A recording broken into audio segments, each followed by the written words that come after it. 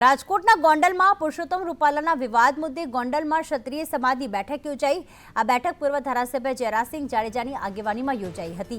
બેઠકમાં પુરુષોત્તમ રૂપાલા પણ હાજર રહ્યા। વિવાદ બાદ પ્રથમ વખત ક્ષત્રિય સમાજના મંચ પર પુરુષોત્તમ રૂપાલા આવ્યા। ક્ષત્રિય સમાજની બેઠકમાં રૂપાલાએ નિવેદન આપ્યું। રૂપાલાએ કહ્યું કે હું જાહેર સભામાં 2 હાથ જોડીને માફી માંગુ છું।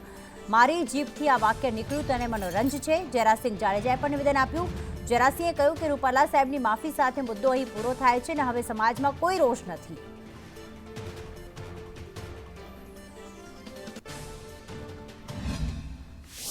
મિત્રો, મને એક વાતનો એવડો મોટો રંજ છે કે મારી જીભથી આ વાક્ય નીકળ્યું। મારી આખી લાઈફમાં મેં કોઈ નિવેદન કર્યું હોય અને એને પાછું ખેંચ્યું હોય એવો રેકોર્ડ નથી। મારી આખી લાઈફમાં આવો રેકોર્ડ નથી। આજે એક ચૂંટણીની અને એ બી અનાયોજિત કાર્યક્રમ, કોઈ કાર્યક્રમ પણ નહોતો। અમે તો કાર્યક્રમો બંધ કરીને કરશનદાસ સાગઠિયાના ભજન છે એની હાટુથી મેં ગયા હતા। એવો કાર્યક્રમ એ કાંઈ કામનો નહોતો। એમાં મારા થયેલા ઉચ્ચારણથી આજે મારી પાર્ટીને મારા કારણે સાંભળવાનો વારો આવ્યો। જયરાજસિંહજી, એનીથી મોટો અફસોસ કે દુઃખ બીજું કોઈ વાતનું નથી। હું મારા માટે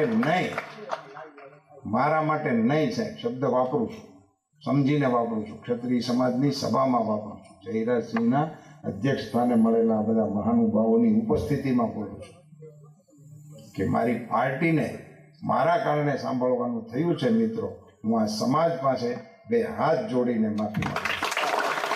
રૂપાલા સાહેબે આજે એના નિવેદનની અંદર ફરીથી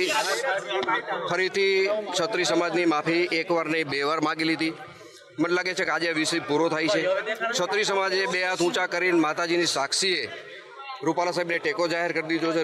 રૂપાલા સાહેબ પણ આજના કાર્યક્રમ પછી સંતુષ્ટ છે અને ક્ષત્રિય સમાજને રૂપાલા સાહેબની ભાષણ પછી અને અમારા બધાની સમજાવટ પછી સમાજને પૂરો સંતોષ છે। એટલે કોઈ રોષ જેવી બાબત હવે આ ક્ષેત્રમાં રહી નથી। માત્ર ને માત્ર સોશિયલ મીડિયાવાળા મિત્રો જે ઉછળકૂદ કરે છે એને કહું છું, જેને આ કાર્યક્રમ ગમ્યો નથી એને કહું છું, મને વહેલી તકે બોલાવે અથવા તો મને મળવા આવે એટલે દૂધ ને પાણી થઈ જાય। આ વિવાદનો અંત અહીંયા જાહેર જ કરવામાં આવે છે। જે નરિયા તરિયા વગરના આમથી આમ તો એમના માટા મારે છે એના વચ્ચેની આ વાત છે। આ વાત કોઈ સમાજને સ્પર્શ થતી નથી।